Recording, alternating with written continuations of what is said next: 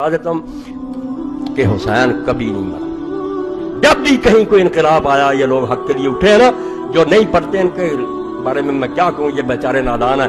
दरसों में 4 किताबें पढ़ते रहते हैं, वही इनका दायरा, इनको नहीं तौफीक कि ये मुताला करें कि इस्लाम के साथ होता क्या रहा और कौन लोग हक के लिए मैदान में आते रहे। इन्हें क्या पता कि अबू हनीफा और मालिक रहमतुल्लाह ने मंसूर को जब ललकारा था तो क्या नतीजे भुगते।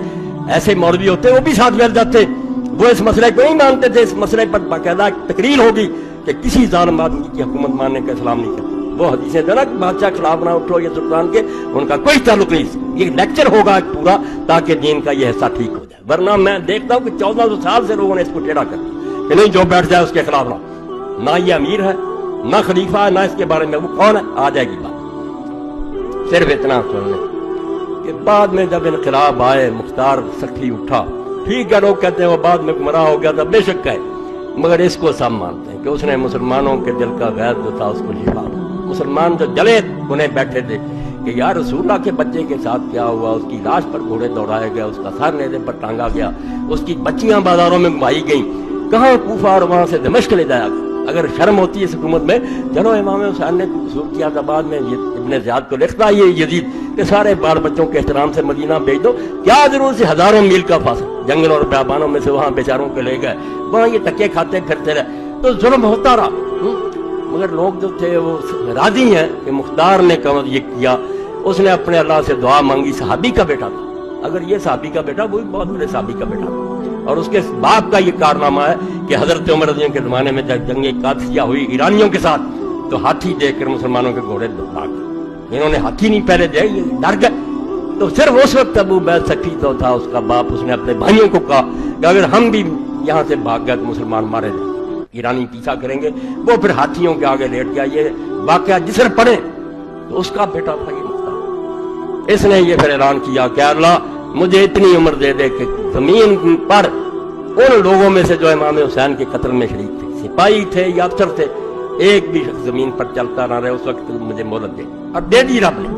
मरा उसी वक्त है जब वो सारे इसने मुका दिए, उन सब के सर काटे, उनकी लाशें आग में जलाई, उनके हाथ पांव काट कर धूप में उनके फेंका, जिसको इमाम अब्दुल रहमान मुबारकपुरी लिखते हैं, इब्ने हजर लिखते हैं कि ये दुनिया का अज़ाब है जिन कमबख्तों को मिला, वला अज़ाबुल आखिरत अशद। मुहद्दिसीन की तरह 1400 साल के मुहद्दिस अगर मेरे साथ ना हो, तुम्हारे साथ कोई शख्स खड़ा हो, मुझे फांसी दे। जालिमों, तुम हुसैन की मुखालफत करते हो जिसने दीन को बचाया कि नहीं, जालिम हुकूमत को इस्लामी हुकूमत ना को चलती रहे। ठीक है, हम रोक नहीं सकते, मगर ये फतवा हो जाना चाहिए कि गलत, और उसी की बरकत है। मैंने कहा सारी उम्मत के उलमा जो हैं, एक भी नहीं तो जुर्रत करे कि यजीद तो गुजरा हजरत मुआविया को कह दे कि वो खलीफा राशिद, उसका कोई हवाला दे कि उसने फैसला, नहीं, फैसले खत्म होगा कि नहीं ये जाहिर है, इमाम जाहिर और जालिम है, करते रहे। तो बाद में वो मुख्तार जो था उसके खिलाफ मुसअब इब्ने जुबैर उठे, उन्होंने उससे जंग कूफा को घेर लिया, रसद रोक दी, बाहर से खाना पानी आना बंद हो गया। साथी उसके जो थे मुख्तार के, वो आहिस्ता आहिस्ता साथ छोड़ गए, उन्होंने पनाह मांग ली। हालात देखकर कौन साथ रहता। और मैं कहता हूँ ये भी अगर कोई शख्स सोचेगा तो इमाम हुसैन के बरहक होने की दलील उसके सामने आ जाएगी कि इमाम हुसैन के साथियों में जो देख रहे थे, और आखिरी रात जब कि आपने चिराग बुझा दिए थे कि चले जाओ अपनी जानें बुझाओ, तुम्हें कोई नहीं रोकेगा, मुझे मरने दो, एक भी नहीं। इमाम हुसैन के साथियों में अगर देख दे कि ये झूठा है, खामखा जिद कर रहा है भी नहीं, इसके कुछ साथ क्यों मरे, मौत की तरफ लोग रहे। और 72 साल थे, तारीख उठा लो, रात के पर्दे में 100 के करीब आदमी और आया, मरने के लिए आ गए। और खुद जो कमांडर था हुर्र इब्ने यजीद रियाही, जो इमाम हुसैन रज़ी को घेर कर करबला में लाया था, वो सुबह के घोड़े को एड़ लगा कर आपके पास आ और कहा इमाम मुझे माफी दे, मैं ही कसूरवार हूं, अगर मैं समझता कि ये जालिम जहां तक चले जाएंगे मैं कभी आपको घेर करना था, मुझे ये तवक्को नहीं थी कि नवासा रसूल का ये जरा भी एहतराम नहीं। उसने माफी मांग ली और इमाम की तरफ से शहीद हुआ। 1000 सिपाही की कमांड छोड़ी, मौत हो। इधर से एक भी नहीं गया, उधर से इतने लोग आए। यही हक की बहुत बड़ी दलील है